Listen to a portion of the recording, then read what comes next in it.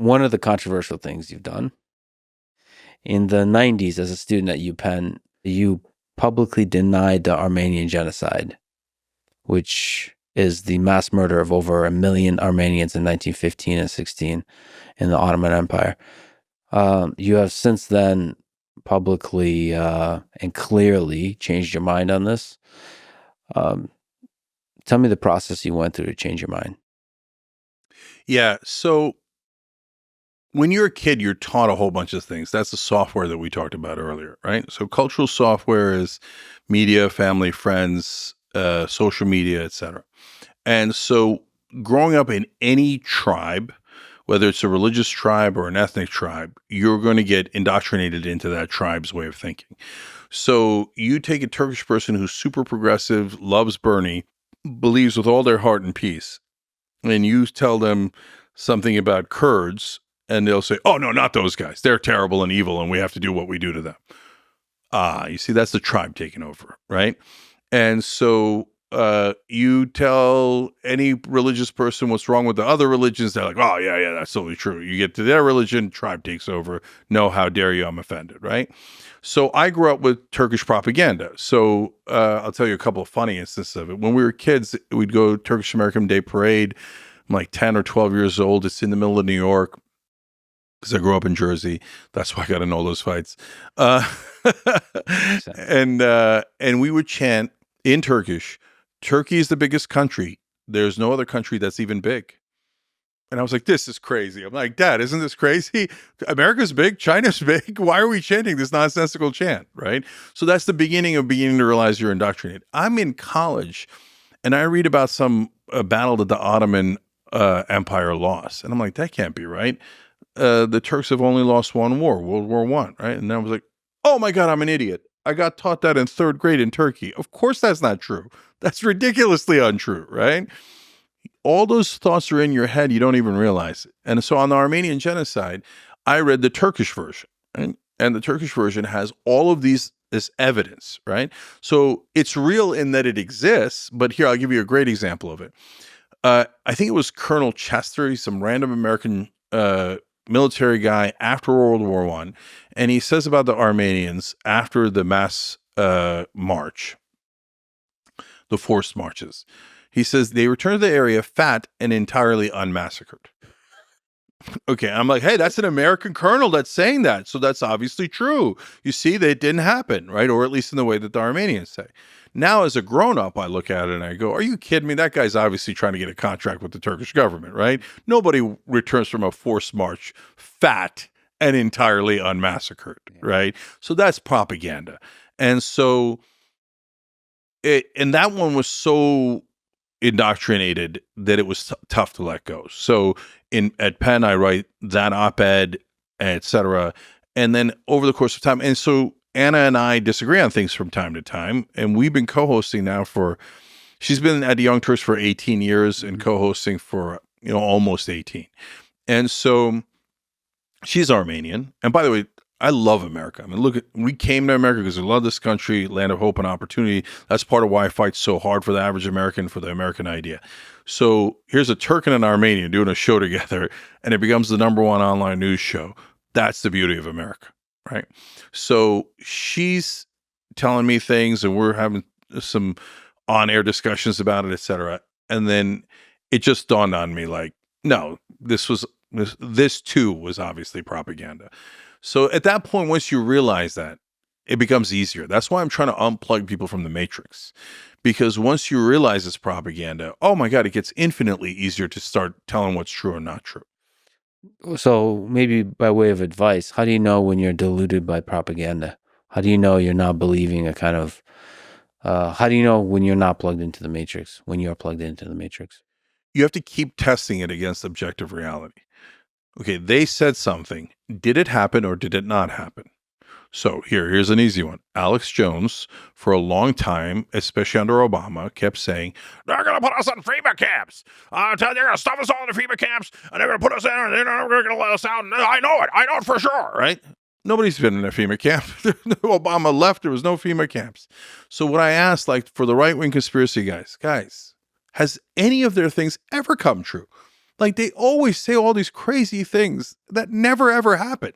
So the third time it doesn't happen, can you please start to wonder, maybe I'm on the wrong side? Maybe, but that's not just for right wingers. That's easy, right?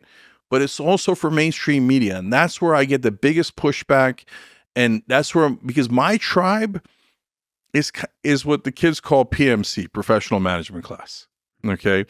They're careerists. You go up the ladder, you have this route, that route, etc. And so for that class, the status quo is pretty good.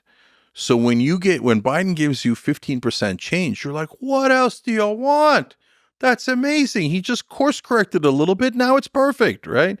But for the average guy who needs 100% change, not 15, they look at it and they go, what the fuck? He only did 15% and everybody's declaring him a hero, right? So those are the hardest guys to get through on. And those are the guys who get most mad at me, not the right wingers, the establishment. That's why I'm nails on a chalkboard for them, because I'm on the left, but I call out their crap and their marketing and propaganda.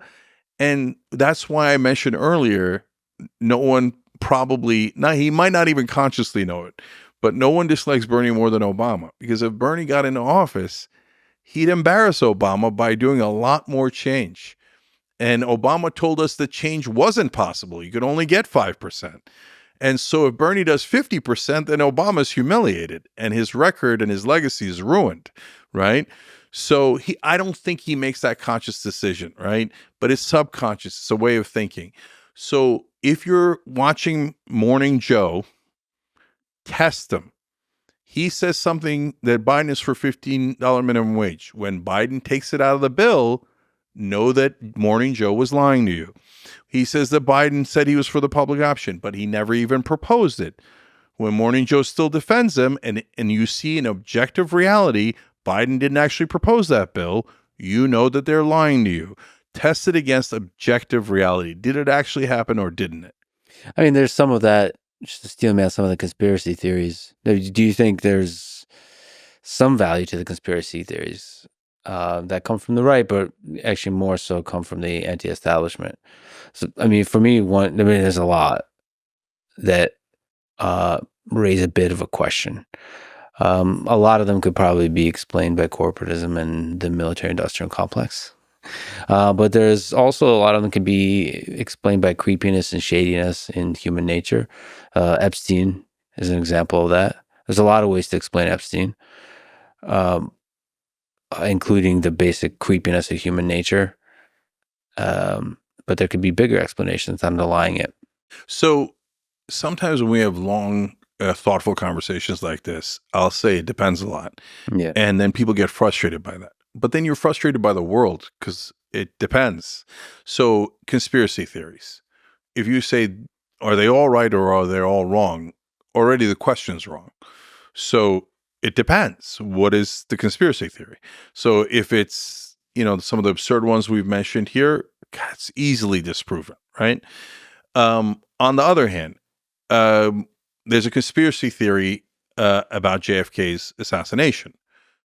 Which one's the conspiracy theory? That Lee Harvey Oswald from like 12 miles away shot a magic bullet that went like this and hit like 13 people and came out Kennedy's brain?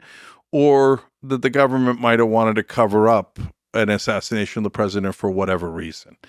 Okay, come on. Now, I'm of course doing hyperbole, and like the JFK enthusiasts will be like, no, the bullet didn't actually go like this. It didn't actually hit 13 people. I'm kidding, guys. Okay. But in terms of, is that conspiracy theory real that JFK was not just killed by Lee Harvey Oswald? Almost certainly. Right. And so if you read real books with tons of information, the most likely culprit is Allen Dulles, the head of the CIA that he fired. Back when there was a deep state, there actually was a deep state. They did coups against other countries' leaders all the time, but they tell us, oh, they wouldn't do it to our own leader. But remember, it's not the CIA. He'd left the CIA already, right? So so I don't know if it was ex-CIA guys. I don't know if the mob was involved.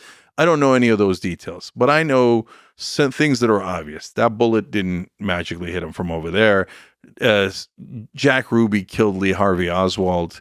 Jack Ruby was a mobster who, on the record, had said that he hated Kennedy. All of a sudden, he became patriotic overnight and shot the assailant who was unguarded. Maybe. Less likely. Okay, so let's speed up, though. So my point is, yeah, some conspiracy theories could be true. It depends on objective reality, right? You get to Epstein.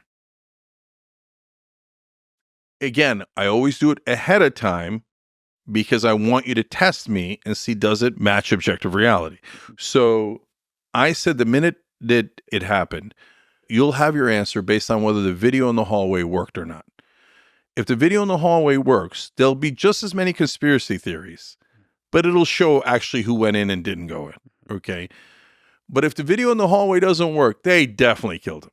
Okay, so a couple of days later, the video in that particular hallway happened to not be working, and the guards both happened to be on break at the same time, and the most notorious pedophile criminal in the country happened to be unguarded, and that is the one time he decided to hang himself.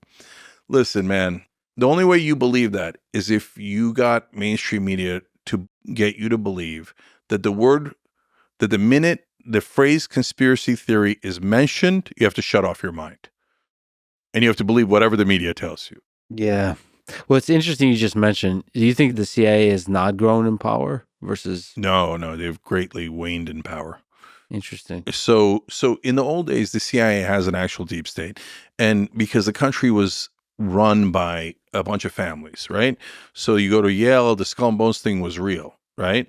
And you go to Harvard, you go to this, and look at the Dulles family, right? Half of them go into government, the other half go into banking. Why are the Central American countries called banana republics? Because we America did a coup against one of those countries because a banana company wanted it, okay? Because they're like, how dare you charge whatever you want for your natural resource? We American corporations have the right to all of your natural resources at the lowest possible rate. Alan, get rid of these guys, okay? And Alan would.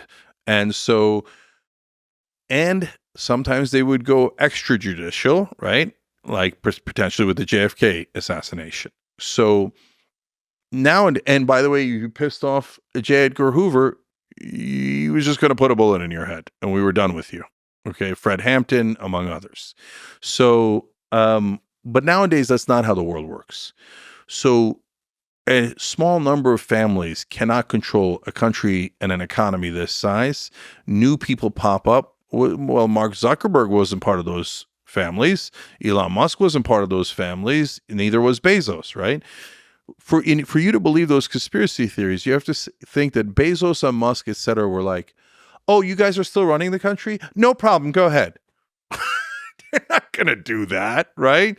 So now we've gotten into a system where it's the invisible hand of the market that runs the country. But unfortunately, it's only for the powerful. And so it's more of a machine. And they don't do, and this is super interesting and ties to what we were talking about earlier, Lex, which is that they don't do political assassinations anymore. They do character assassinations. That's the needle in the haystack thing. So, and if you do an assassination of someone, you build up their status. They become a martyr and you build up their cause. But if you do a character assassination, you smear the cause with the person and the cause goes down, not up.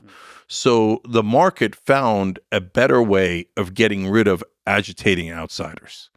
Well, that's, one of the conspiracy theories with Epstein is that he's a front for CIA, and they're getting data on people, like creepy pedophile kind of data, they can use to then threaten character assassination, and they put the people in their pockets. So look, we're not in on it, so there's no way we can know, right? But I just always go back to logic. So he has dirt on a lot of powerful people. He dies in a way that is an obvious murder and not a suicide. And then you begin to think, who would have enough power to be able to get away with that crime? And that is a very limited number of either people or governments, right? Yeah. So that's probably your answer without knowing anything that's internal. Yeah. That's crazy we don't have the list of clients.